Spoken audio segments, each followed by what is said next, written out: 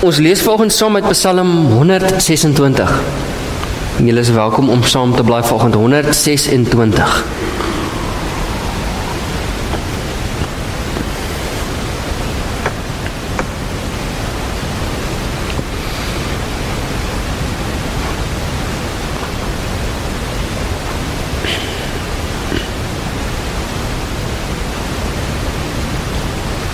Ek lees vir ons uit die 2020 vertaling, maar dit is so kort, ek gaan dit die tweede keer lees vir ons ook in die 83 vertaling.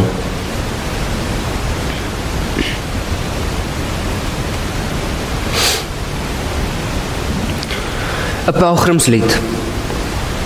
Toe die Here die lot van Sion verander het, was ons soos mense wat droom. Daarna is ons monde met gelag gevul, ons tonge met jubelkrete. Toe is onder die nasies gesê, die Here het iets groots gedoen aan hierdie mense. Die Here het iets groots aan ons gedoen. Ons was verheug. Verander ons lot, Here, so stroombeddings in die Negev of in die woestyn.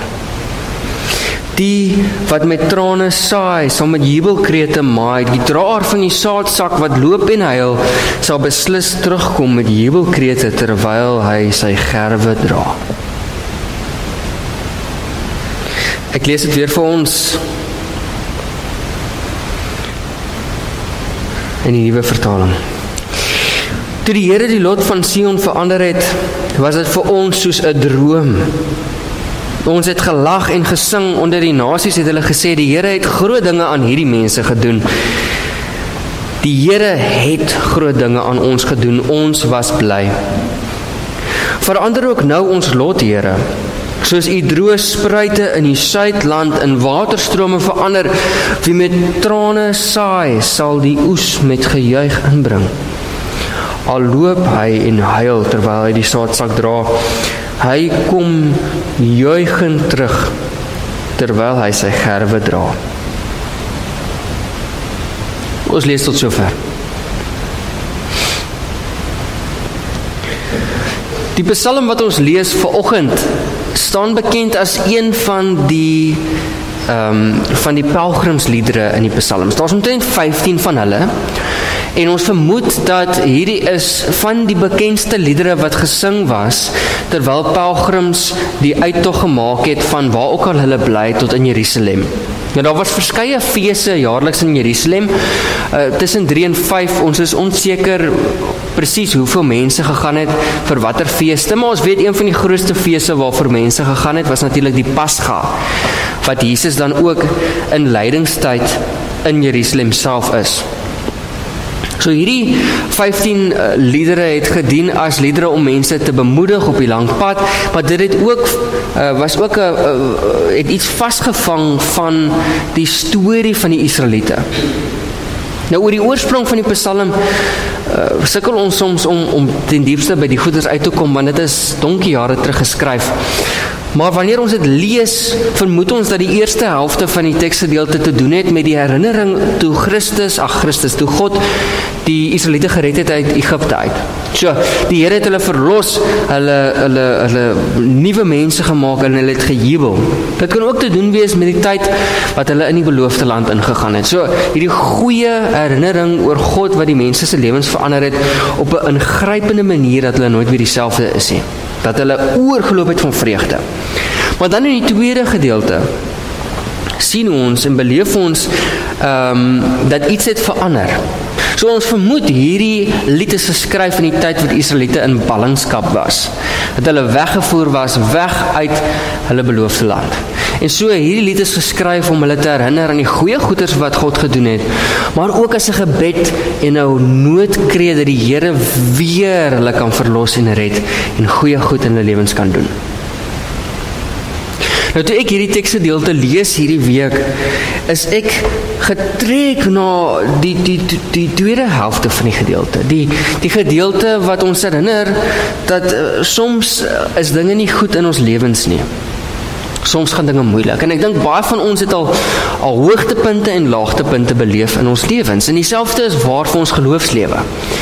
Ons beleef soms intense hoogtepunte in ons geloofslewe. Miskien kom ons tot bekering en ons is vuur en vlam en die Here het goeie goed gedoen. Miskien was jy in 'n slegte situasie en die Here het vir jou uitkomste gegee en jy het gevoel, vandag het die Here iets in my lewe gedoen. Maar ander kere in ons lewens gaan dit minder sleg. Ja, minder goed. Ons is dalk in situasies waar ons vasgevang voel, vasgelope, mismoedig, in 'n plek waar dit donker is in ons lewe. En soms in ons geloofslewe voel ons ook ver van die Here af. Hunker ons na ons jong dae, toe ons dalk gegaan het op CSV-kampe of by KJA betrokke was, waar ook al en hoe ook al jou storie loop. Soms verlang ons na dae waar dit dalk eenvoudiger was, waar ons so intens bewus was van die Here se teenwoordigheid. Die Bybel leer vir ons dat hierdie ops en afs van die lewe is natuurlik. En ons hoef nie sleg te voel as ons mismoedig voel, selfs in ons geloof nie. Maar dat hierdie worsteling met die goeie en die slegte tye is deel van ons geloof en deel van ons lewe. En daarom help hierdie Psalm ons met 'n beeld van twee baie sterk dinge. 'n herinnering aan toe dit goed was en dan ook 'n oproep vir die Here om weer te kom ingryp. Nou, terwyl ek dink oor die slegte tye in ons lewens, het ek en my vrou onlangs afgekom op 'n program wat ons hou daarvan om te kyk. En ek weet nie hoeveel van julle dit ken nie. Dit is op Discovery op DStv. En die ding se naam is Homestead Rescue. En ek weet nie, het iemand dit al gekyk? Het iemand al Homestead Rescue? Okay, ek sien hande. Okay, wonderlik. Fantasties.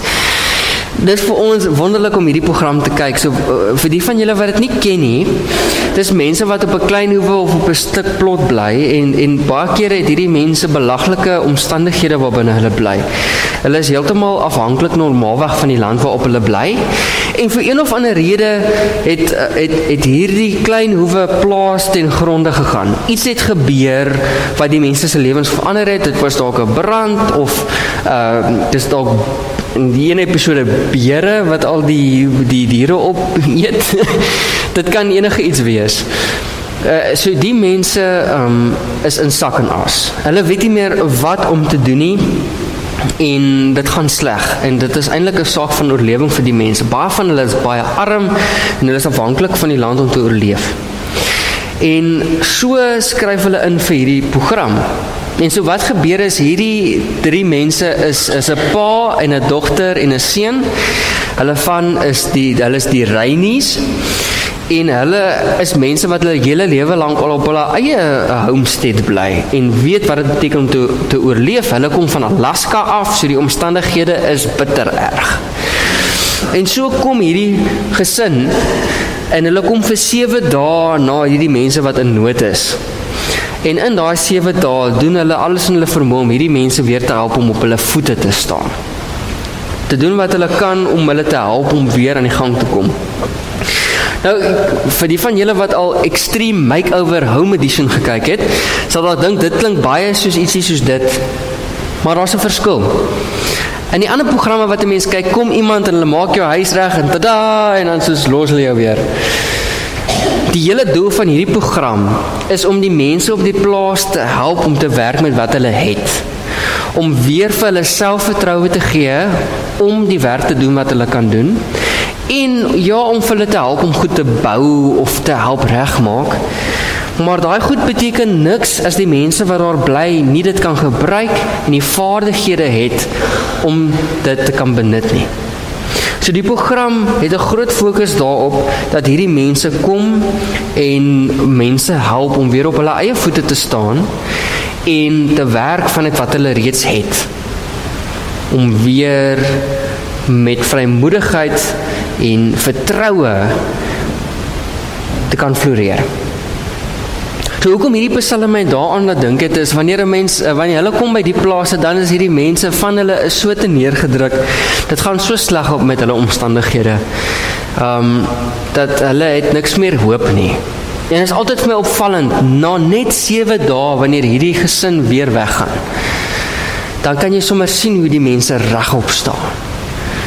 Hulle het weer hoop, hulle het weer moed, hulle kan hierdie ding doen, hulle het wat hulle nodig het om te kan survive. En dit is my laat baie dink aan die teksgedeelte vanoggend. Ons leer nou om een of ander rede dat die mense wat oorspronklik hierdie geskryf het, of wie dit geskryf het, is in 'n situasie waar dit sleg gaan met hulle, waar hulle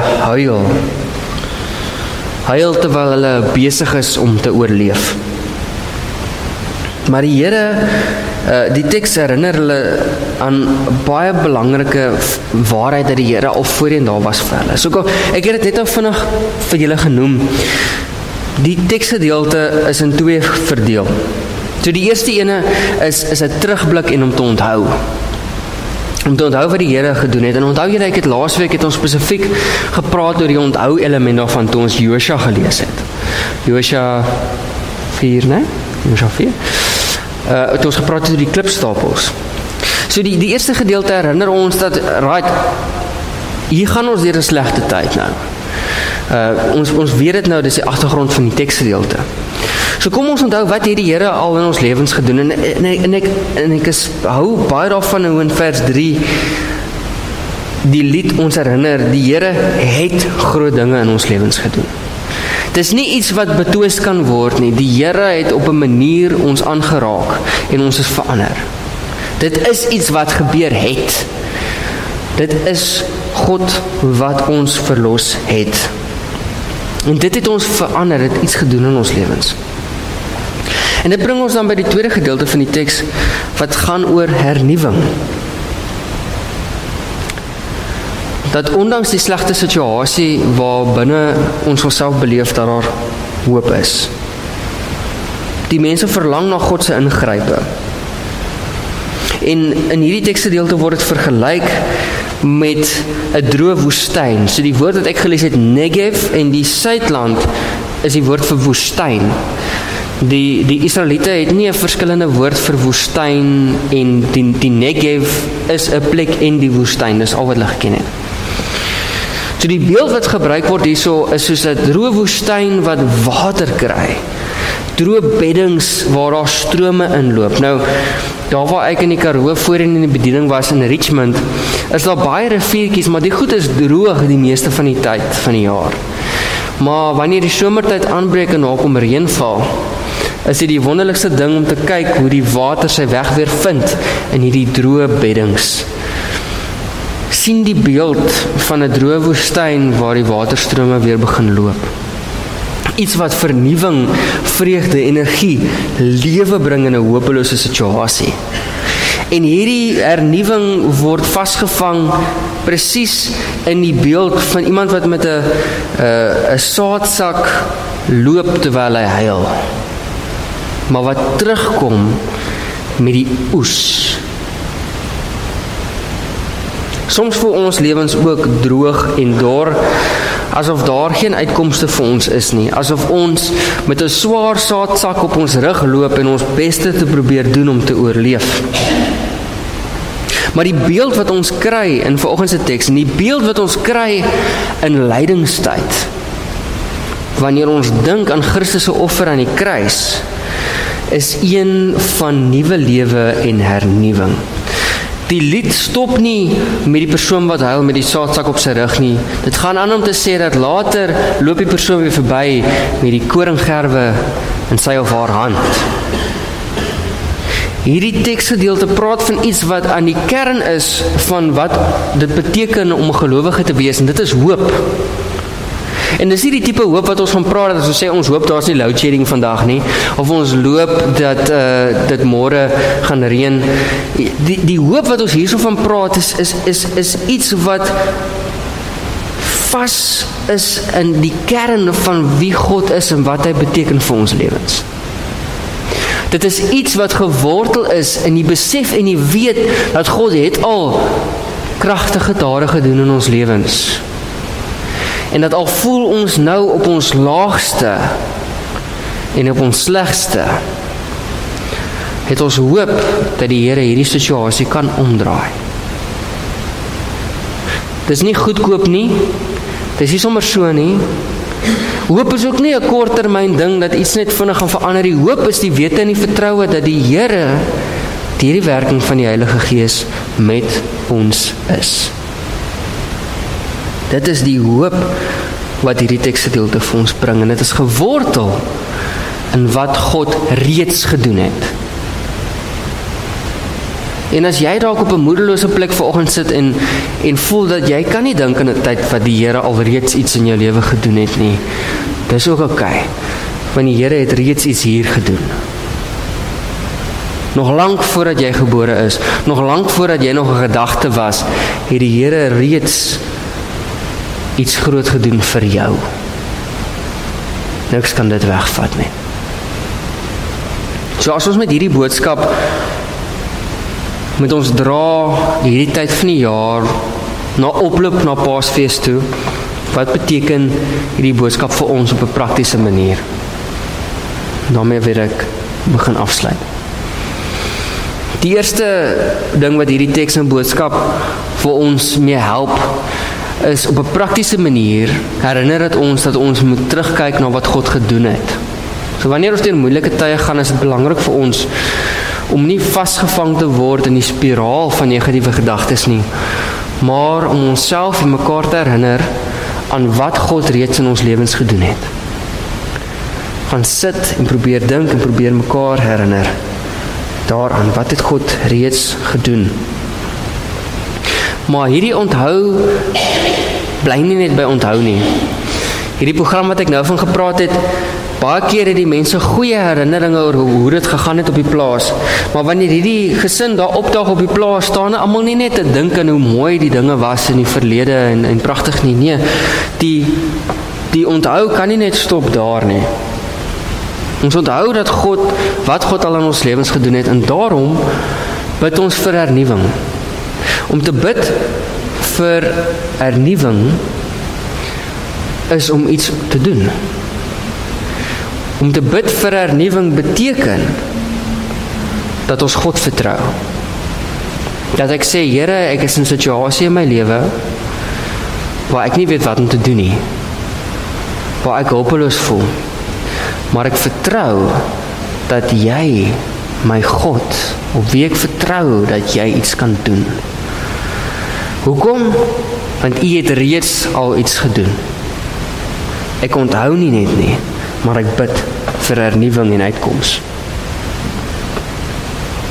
Laastens, hierdie program wat ek van vertel het, is dit so belangrik vir die mense om te werk met wat hulle reeds het.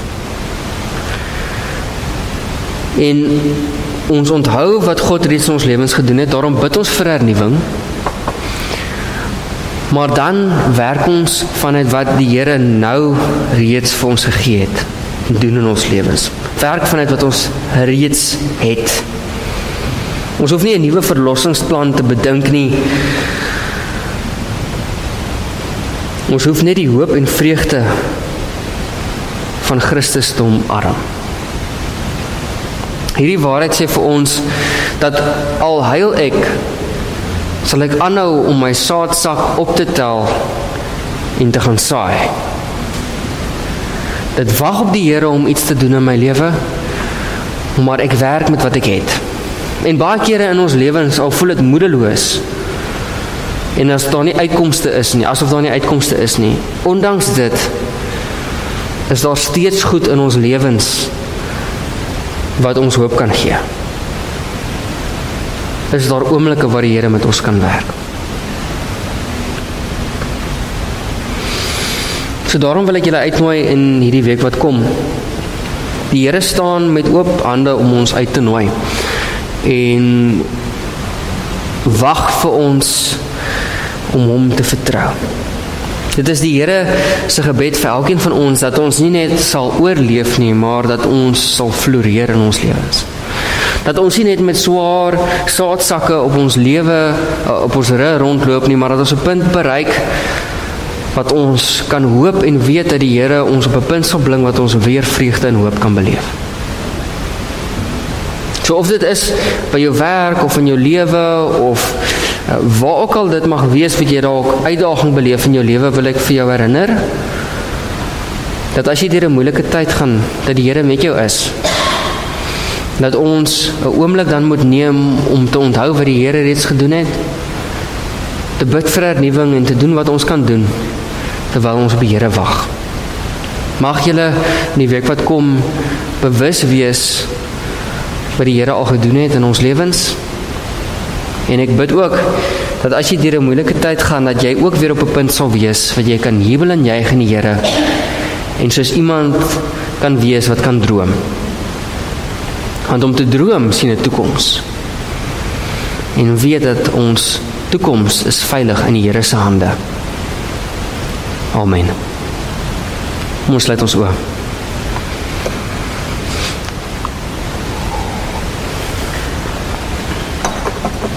Genadevolle Heer, die lewe belas ons soms met swaar dinge op ons rug. Heer, dit is moeilik soms. Maar Heer, U wil ons uitnooi vanoggend om hoop te hou, om te wag op U, om te onthou dat U al reeds groot dinge gedoen het in ons lewens. Maar Heer, te weet dat ondanks ons uitdagings, dat U weer groot goed kan doen. Dit is net U wat ware uitkomste kan gee. Mag hierdie gedagte ons bemoedig in die week wat kom. Mag het ons egte hoop gee en vertroue op U Heer. 'n God wat die wêreld geskep het, mens geword het, dood gegaan het aan die kruis ter wille van ons, maar weer opgestaan het en teenwoordig is deur die Heilige Gees in elkeen van ons lewens. Amen.